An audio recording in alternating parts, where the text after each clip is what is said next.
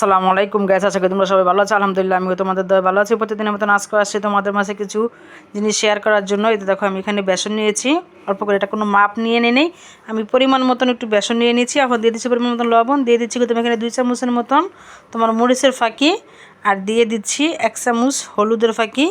আজকে আমি আলুর চপ, বেগুনি আর পেঁয়াজু তোমাদের সাথে শেয়ার করব।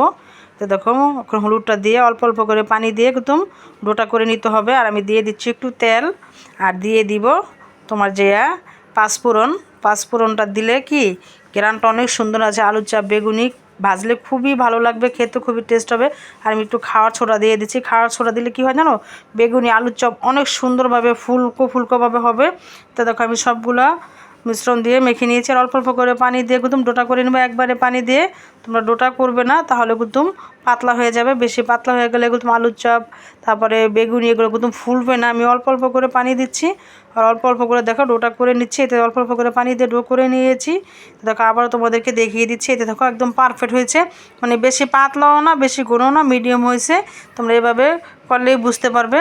তো দেখো আমি ফ্রাই প্যান বসিয়ে দিয়েছি, তেল দিয়ে দিয়েছি। আমি ডুবা তেলে সবসময় ভাজি। এতে দেখো এখন পেঁয়াজুটা দিয়ে দিচ্ছি। পেঁয়াজু রেসিপি আমি দিব কীভাবে কী দিয়ে মাখিয়ে রেখেছি, কীভাবে করেছি।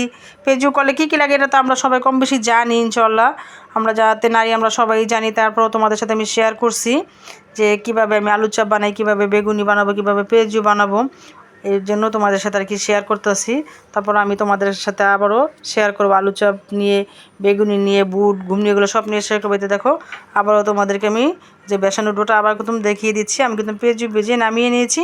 এখন আমি বেগুনটা কেটে নিয়েছি, এটা তোমাদেরকে দেখিয়ে দিব। কিন্তু আগে আলুর চপটা আমি কিন্তু দিয়ে দিব। আলুর চপ দিয়ে তারপরে তোমাদেরকে আবার বেগুনিটা দেখাবো। আর আলুর চপ কিন্তু আমি ডিপ ফ্রিজে রেখে দিয়েছি, সেটাও বললাম তো তোমাদের সাথে আমি শেয়ার করব অন্য একদিন, আজকে শেয়ার করলাম না। তো দেখো আমার মাশাআল্লাহ আলুর চপ বলো, বেগুনি বলো, পেঁয়াজু বলো, একটা দোকানে যেরকম হয় সেম ওরকমই হবে, কোনো কম বেশি হবে না। সবচেয়ে মানে তোমার ইয়ে হয়েছে বেসনটা যদি ঠিক রাখো ডোটা, তাহলে তোমার আলুর চপ বেগুনি অনেক সুন্দর হবে। দেখো আমি বেগুনির জন্য কিন্তু আমি বেগুন কেটে নিয়েছি, মানে বেশি মোটাও না বেশি পাতলাও না, মিডিয়াম করে কেটে নিয়েছি। এতে দেখো তোমাদেরকে দেখিয়ে দিচ্ছি। এতে দেখো একটা একটা করে আমি 4টা বেগুনি নিয়েছি, 4টাই দিয়ে দিব। আর মাশাআল্লাহ এত সুন্দরভাবে ফুলকো হয়েছে, দেখো আমি উল্টেতে পারতেছি না, মানে এত ফুলকো হয়েছে। তো দেখো সবগুলো একদম 4টা আর কি নিয়েছি আমি, 4টা একটা একটা করে উল্টে দিচ্ছি। আমার যেরকম লাগবে আমি ওরকমই নিয়েছি। তোমাদের যেরকম লাগবে ওরকম নেবে। আমার 2টা আলুর চাপ, 4টা বেগুনি, 2টা পেঁয়াজু হলে চলে, কারণ আমরা মানুষ বেশি না, আমরা মানুষ তোমার 5 জন। আমি তোমাদের সাথে ইনশাল্লাহ বুটও শেয়ার করব এবং কিংবা ঘুমনিও শেয়ার করবো। আমি ওগুলো সব বাসায় নিজে হাতে তৈরি করি। আমি বাইরেটা কিনে খেতে পারি না, আমার ভালো লাগে না, এই জন্য তোমাদের সাথে আর কি শেয়ার করলাম।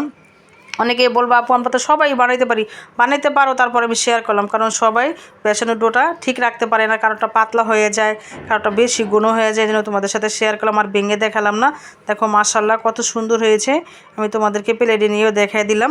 অনেক সুন্দর হয়েছে। যদি তোমাদের ভালো লাগে লাইক কমেন্ট শেয়ার করো। আল্লাহ হাফেজ।